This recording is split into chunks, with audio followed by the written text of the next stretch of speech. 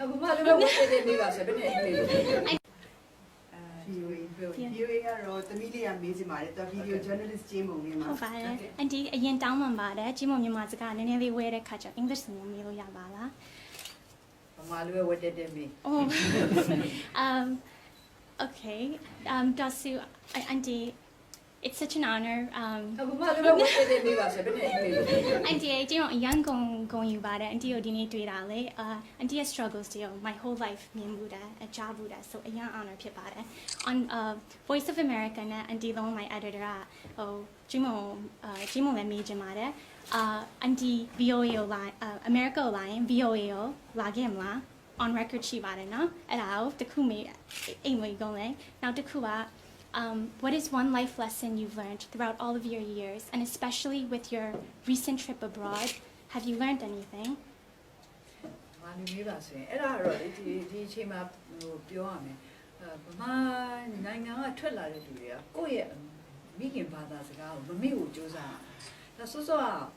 ဟိုပြောခဲ့တယ်လို့ပဲပေါ့နော်ကိုရောက်သွားတဲ့နိုင်ငံရဲ့ဘာသာစကားကိုကြောင်းကြောင်းကျင်ကျင်ပြောနိုင်တယ်ဆိုဂုဏ်ယူစရာဖြစ်တယ်ဒါပေမဲ့ကိုယ့်ရဲ့အမိဘာသာစကားကိုမေ့သွားတယ်ဆိုဂုဏ်ယူစရာမဟုတ်ဘူးအဲ့တော့ဒီဟာကိုတော့ထိမ့်သိမ့်ကြပါလို့ကျွန်မအနေနဲ့ဟို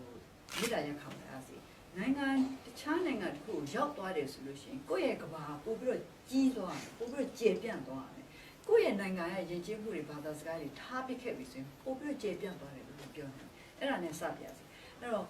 ဟိုအမေရိကကိုလာတဲ့ခါကျရင်အမေရိကန်ပြည်ထောင်စုကိုလာတဲ့ခါကျရင် VOA လာမလားဆိုတာအဲ့ဒါဘာပုံမှန်တစ်ခုပေါ်မှာတည်ပါတယ်တစ်ခုကတော့ VOA ကဖိတ်လားမဖိတ်လားနောက်တစ်ခုကတော့ပို့ပြီးတော့အရေးကြီးတာဟာဒီအရှင်နိုင်ငံရဲ့အစီအစဉ်ပေါ်မှာလည်းတည်ပါတယ်ဟိုကျမကဆိုလို့ရှိရင်ဒီနိုင်ငံရဲ့ဧည့်သည်အနေနဲ့လာတာဆိုတော့အဲ့နိုင်ငံမှာကိုစားပြုတဲ့ပုံကိုယ်တွေနဲ့ညှိနှိုင်းပြီးတော့မှအစီအစဉ်တွေလုပ်ရအောင်နောက်ဆုံးတစ်ခုကဒီခရီးစဉ်မှာဟိုဘာတွေတွေ့ကြရလဲပေါ့ဘာဘလို့ဟိုဘ ഹു တုဒအသစ်တွေတိုးခဲ့ရတယ်လို့ပြောရရင်အဓိကကျမအတွက်အင်တာမှာလည်းတန်ဖိုးရှိပြီးတော့ကျမတန်ဖိုးလည်းထားတော့တဲ့အတိတစ်ခုကဘာလဲဆိုတော့ကျမတို့ကဘာကြီးကခွဲခြားပြီးတော့မမြင်ဘူးဆိုတဲ့ကိစ္စပါကျမဒါအခုဒီဥရောပရောက်မှာမဟုတ်ပါဘူးပထမဦးဆုံးကျမခရီးကထိုင်းနိုင်ငံကိုဖြစ်ပါတယ်ဘန်ကောက်ကိုရောက်တဲ့ခါကျတော့ထိုင်းနိုင်ငံကထိုင်းလူမျိုးတွေကဘယ်လောက်နွေးနွေးထွေးထွေးနဲ့ကျမကိုကြိုးဆိုတယ်ကျမတို့ကိုသူတို့နဲ့သူတို့အချင်းချင်းလို့ဆက်ဆံနေပေါ့နော်ဟိုတော်ကိုထိုင်းပြည်သူတွေကရောထိုင်းအာဏာပိုင်တွေကရောကျမပုံမှာအင်မတန်မှဟိုမေတ္တာနဲ့ဂရုဏာနဲ့ပြုစုဆောင်ရှောက်တယ်ဆိုတော့တွေ့ကြရတဲ့အခါကျတော့ကျမအင်တာဝင်တာလေဘာဖြစ်လို့လဲဆိုတော့ကျမတို့ data အတွင်းမှာညီညွတ်မှုရှိဖို့တူဖို့တူနားလည်မှုရှိဖို့တူချစ်ခင်မှုဆိုတာအင်တာမှာအရေးကြီးတယ်အခုဥရောပရောက်တော့လေကျမထင်တာတဲ့ပို့ပြီးတော့ဒီဥရောပနိုင်ငံကပြည်သူပြည်သားတွေရောအစိုးရတွေရောကမေတ္တာဂရုဏာနဲ့